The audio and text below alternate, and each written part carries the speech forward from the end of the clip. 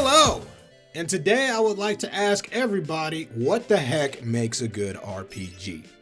Now, I'm sitting here trying to get some footage for Pokemon Mystery Dungeon, and my gosh, this game is so boring. Why? Because I think this game actually suffers from what most traditional RPGs suffer from, and that's boredom. Now, I think you guys heard about the fiasco, and that is called FNAF World. The game came out to criticism, and I don't know exactly why the creator thought it would be a great idea to take his horror franchise and make it into an RPG franchise, but that's besides the point. The problems with the game was actually that they were missing some traditional elements that are in an RPG, such as a stats menu and an actual class system, even though that's something that I would personally want. And some type of story to engage the gamer so he can actually have a reason to play your game, Scott. I could tell you the ending, and it's not something that I'm really too fond of.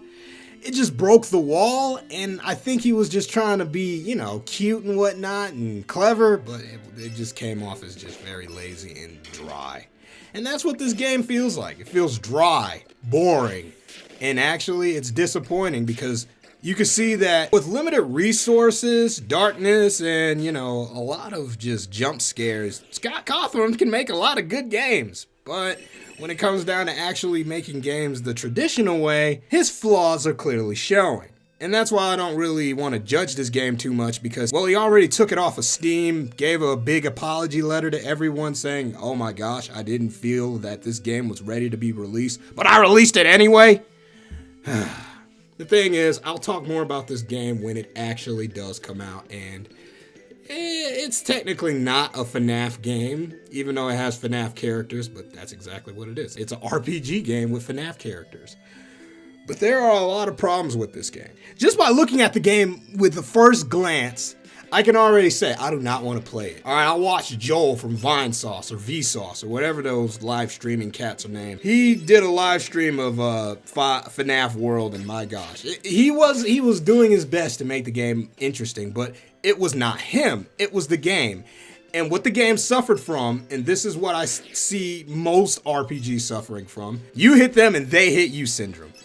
It's basically you just going back and forth, taking turns, hitting enemies, just to achieve victory, and then you rinse, dry, and repeat. There's a Final Fantasy game for the iPhone, and I swear to gosh, it's pretty much the same thing, except that you attack the enemy, and then they attack you, and they destroy all your units, and in order for you to buy more units, you gotta buy more units! And that's the bare minimum of RPGs, just the ability to just attack an enemy and then wait your turn to get attacked back. That's what's traditional. Even though I don't really like that type of style, I always enjoyed time combat, or some type of combat that allowed you to get more involved. And that's what's starting to really get to me. Whenever I play just a game that involves you just walking around and then you get into a random encounter, it really doesn't engage me the same way as it used to. It's just all like, geez, can I just run through this game, and if I see an enemy, can I just attack it? One of the reasons why I can't beat Undertale, or I won't actually continue playing Undertale, despite all the people telling me to play it, is because there's only 3 types of ways of playing it. And that's being a dick and killing all the enemies, which is something I want to do because that's what I'm used to doing. I'm just used to going into battle and attacking. Versus being a not-so-dick and figuring out other ways to, attract the enemies. Not necessarily attract the enemies, but, dissuade the enemies from actually fighting you. And I guess that's what actually got people interested in Undertale. It reintroduced some new RPG elements without having to rely on old ones, such as grinding. That's an RPG staple that a lot of people actually find very, very, very time-consuming. So a lot of RPGs aren't doing that anymore. And that's actually a great direction to see RPGs going in. However, now when I want to play Pokemon, because this is the game that, I wanted to review this game. This is Pokemon Mystery Dungeon. I'm just going to show you the footage that I got right here. I booted it up, start playing it, and my gosh, this game is so slow. And it's just because it's turn-based combat, and I think that's what my problem is. It's the turn-based combat. Not necessarily the RPG genre, but it's just the turn-based combat. And that is what hurts certain RPGs. When they don't figure out creative ways to actually make their combat a lot more engaging, then the game is going to be boring, like FNAF World. And when you don't have a decent story to carry you over all of that boringness called the turn-based combat, then you really got a disappointing game, because then you're going to be playing it just so you could get congratulations.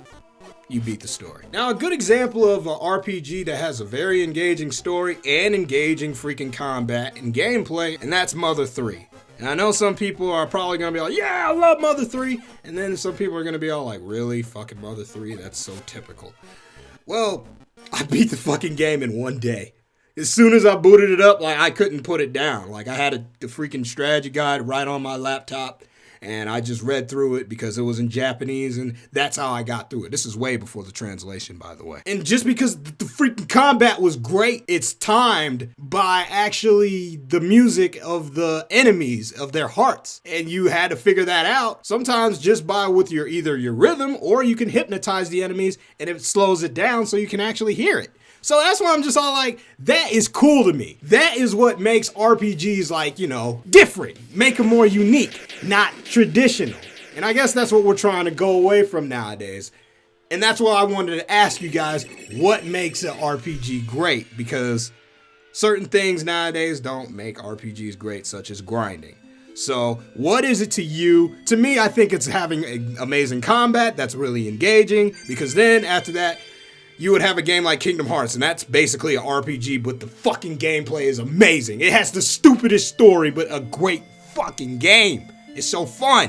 So what makes RPGs great to you guys? Leave it in the comments. Leave your favorite RPG games. Just leave any other clues that will actually help your opinion, so I can actually have an understanding, because I really want to actually get back into RPGs, but my gosh, they are just boring to me now. And so, see you guys.